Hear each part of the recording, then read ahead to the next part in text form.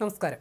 Vice ചെയർമാനായിരുന്ന നടൻ പ്രേംകുമാറിന് കേരള ചലച്ചിത്ര academy ചെയർമാന്റെ ചുമതല കൈമാറാനുള്ള തീരുമാനം അർഹതയ്ക്കും കഴിവിനുമുള്ള അംഗീകാരം. സമകാലിക സിനിമാ പ്രവർത്തകരിൽ സമാനതകളില്ലാത്ത അക്കാദമിക മികവ് പ്രേംകുമാറിനുണ്ട്. ഹാസ്യതാരമായി ഒരു കാലത്ത് സിനിമാ രംഗത്ത് നിറഞ്ഞ പ്രേംകുമാറിനെ മികച്ച വേഷങ്ങളിൽ നിന്ന് അകറ്റിയത് സിനിമയിലെ പവർ ഗ്രൂപ്പായിരുന്നു. അനിയൻ ബാവ, ചേട്ടൻ ബാവ സിനിമയിലെ അമ്മാവ വെളിയിലൂടെ മലയാളത്തിലെ ഹാസ്യ സാമ്രാട്ടുകളുടെ നിരയിലേക്ക് പ്രേംകുമാറും ഉയരേണ്ടതായിരുന്നു. പക്ഷേ സിനിമയിലെ അതീന്ദ്രിയ ശക്തികൾ പ്രേംകുമാറിനെ വെട്ടിവീഴ്ത്തി. പിന്നീട് വളരെ കാലം സിനിമയിൽ സജീവമല്ലാതെയായി. പിണറായി സർക്കാർ പ്രേംകുമാറിനെ ചലച്ചിത്ര അക്കാദമിയുടെ വൈസ് ചെയർമാനാക്കി.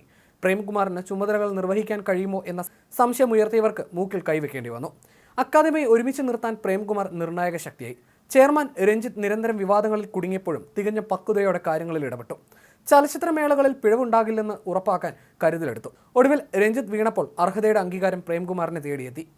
2022 ഏപ്രിലാണ് അക്കാദമിക് ഇപ്പോഴത്തെ ജനറൽ കൗൺസിൽ നിലവിൽ വന്നത്. അന്നു മുതൽ വൈസ് ചെയർമാനായിരുന്ന പ്രേംകുമാർ ചെയർമാന്റെ അഭാവത്തിലെല്ലാം സജീവമായി തന്നെ അക്കാദമിയുടെ പ്രവർത്തനങ്ങളിൽ പങ്കാളിയായി. തുടർന്നും കഴിയും വിധം മികച്ച രീതിയിൽ തന്നെ പ്രവർത്തിക്കുമെന്ന് പ്രേംകുമാർ പറഞ്ഞു. ചുമതലയേറ്റ ശേഷം ജനറൽ കൗൺസിൽ യോഗം ചേർന്ന് ചലച്ചിത്രമേളയുടേതടക്കമുള്ള കാര്യങ്ങളിൽ ജനാധിപത്യപരമായി തന്നെ അക്കാദമിയെ നയിക്കുമെന്ന് അദ്ദേഹം പറഞ്ഞു. ദീർഘകാലമായി അഭിനയരംഗത്തുള്ള പ്രേംകുമാർ കാലിക്കറ്റ് സർവകലാശാലയിൽ നിന്ന് തിയേറ്റർ ആർട്സിലും കേരള സർവകലാശാലയിൽ നിന്ന് മനഃശാസ്ത്രത്തിലും ബിരുദം നേടിയിട്ടുണ്ട്. പുസ്തകങ്ങളും പ്രസിദ്ധീകരിച്ചിട്ടുണ്ട്. ദൂരദർശൻ സീരിയലുകളിലാണ് ആദ്യം താരമായത്. കുടുംബ പ്രേക്ഷകരെ കയ്യിലെടുത്ത പ്രേംകുമാറിന് സിനിമയിലും തുടക്കം പിഴച്ചില്ല. പി കൃഷ്ണപിള്ളയുടെ ജീവചരിത്ര സിനിമയിൽ നായകനായി അഭിനയിച്ചത് പ്രേംകുമാർ ആയിരുന്നു. ഈ സിനിമയുടെ സ്വിച്ച് ഓണിനെത്തിയത് സാക്ഷാൽ EMS ആയിരുന്നു. കൃഷ്ണപിള്ളയായി വേഷമിട്ട പ്രേംകുമാറിനെ കണ്ട് സഖാവ് EMS പറഞ്ഞത് ഇയാൾ കൃഷ്ണപിള്ളയെ പോലെയാണെന്നായിരുന്നു. കഥാപാത്രത്തിലേക്ക് അതിവേഗം സന്നിവേശം ചെയ്ത പ്രേംകുമാറിന് പക്ഷേ ആ ചിത്രം കൊണ്ട് നേട്ടമുണ്ടായില്ല. PA ബക്കർ സംവിധാനം ചെയ്ത ആ സമാന്തര സിനിമ തിയേറ്ററുകളിൽ റിലീസായില്ല. ചിത്രീകരണം പൂർത്തിയാകാത്തതുകൊണ്ട് അവാർഡിന് പോലും എത്തിയില്ല. സ്കൂൾ ഓഫ് ഡ്രാമയിൽ പഠിക്കുമ്പോൾ ഒഥല്ലോ, മാക്ബത്ത് പോലെയുള്ള ഗൗരവമേറിയ കഥാപാത്രങ്ങളാണ് പ്രേംകുമാർ അവതരിപ്പിച്ചിരുന്നത്. അധ്യാപകനായിരുന്ന P ബാലചന്ദ്രൻ ഒരുക്കിയ കഥാവിശേഷൻ എന്ന തമാശ നാടകത്തിലെ അഭിനയമാണ് നാഴികക്കല്ലായത്. പിന്നീടാണ് ലെംബോ എന്ന ടെലിഫിലിമിലെത്തുന്നത്. 150ഓളം സിനിമകളിൽ അഭിനയിച്ച പ്രേംകുമാർ ജീവിതത്തിൽ ഗൗരവക്കാരനാണ്. മികച്ച പ്രാസംഗികൻ കൂടിയാണ് അദ്ദേഹം. ആരോഗ്യ പ്രശ്നങ്ങൾ മൂലം മുൻ ചെയർമാൻ രഞ്ജിത്ത് അവധിയിലായിരുന്നപ്പോഴെല്ലാം ചുമതലകളെല്ലാം ജനറൽ കൗൺസിൽ അംഗങ്ങൾക്കൊപ്പം പ്രേംകുമാറും സെക്രട്ടറി അജയ് ചന്ദ്രനും ചേർന്നാണ് നിർവഹിച്ചിരുന്നത്. 2025 വരെ ജനറൽ കൗൺസിലിന് കാലാവധിയുണ്ട്.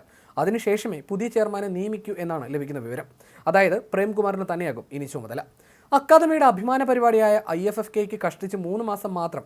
ഇതിനിടെ ചലച്ചിത്ര അവാർഡ് വിതരണവും സിനിമാ കോൺക്ലേവും പ്രേംകുമാറിന് നടത്തേണ്ടതുണ്ട്. പ്രേംകുമാറിന് പദവി നൽകുന്നത് വഴി എതിർ ശബ്ദങ്ങളെ കുറയ്ക്കാമെന്ന് സാംസ്കാരിക വകുപ്പും കരുതി. ശരിക്കും സമവായ സ്ഥാനാർത്ഥിയെ പോലെ സർക്കാരിൻ്റെ കയ്യിലെ ഏക തുറുപ്പുചീട്ടായിരുന്നു പ്രേംകുമാർ. വൈസ് ചെയർമാന് താൽക്കാലിക ചുമതല നൽകിയതിലൂടെ WCCയുടെ എതിർപ്പുകളെയും മറികടക്കാമെന്നാണ് വിശ്വാസം. IFFKയുടെ നടത്തിപ്പിനായി പ്രേംകുമാറിനെ സഹായിക്കാമെന്ന് സംവിധായകൻ ഷാജി N കരുണും സർക്കാരിനെ അറിയിച്ചിട്ടുണ്ട്. ഇടതുപക്ഷ നിലപാടുകളിൽ അടിയുറച്ചു നിൽക്കുന്ന അദ്ദേഹം തലസ്ഥാനത്തെ CPMന്റെ സാംസ്കാരിക മേഖലയിലെ വിശ്വസ്തൻ കൂടിയാണ്. ചെമ്പഴന്നി SN കോളേജിൽ KSU പാനലിൽ നിന്ന് യൂണിയൻ തെരഞ്ഞെടുപ്പിൽ മത്സരിച്ച പ്രേംകുമാർ സഖാവ് എന്ന തന്റെ ആദ്യ ചിത്രത്തിൽ അഭിനയിച്ചതിലൂടെയാണ് കമ്മ്യൂണിസ്റ്റ് ആകുന്നത്. കേരളത്തിലെ കമ്മ്യൂണിസ്റ്റ് പാർട്ടിയുടെ സ്ഥാപക നേതാവായ P കൃഷ്ണപിള്ളയുടെ ജീവചരിത്രം പറയുന്ന സിനിമയായിരുന്നു ഇത്. പടം ഇറങ്ങിയില്ലെങ്കിലും കൃഷ്ണപിള്ള പ്രേംകുമാറിന്റെ ശരീരത്തിൽ കൂടി. കൃഷ്ണപിള്ളയെ പറ്റി കൂടുതൽ വായിച്ചു. അദ്ദേഹം എഴുതിയ പുസ്തകങ്ങളും വായിച്ചു. ഒടുവിൽ പക്ക കമ്മ്യൂണിസ്റ്റായി. മനുഷ്യസ്നേഹമാണ് കമ്മ്യൂണിസം എന്ന് പറയുന്ന പ്രേംകുമാർ ദിവസവും അല്പസമയം ബൈബിൾ വായനയ്ക്കായി മാറ്റിവെക്കും. ഒഴിവുവേളകളിൽ ബൈബിൾ വായിക്കുന്നതാണ് ഇഷ്ടം.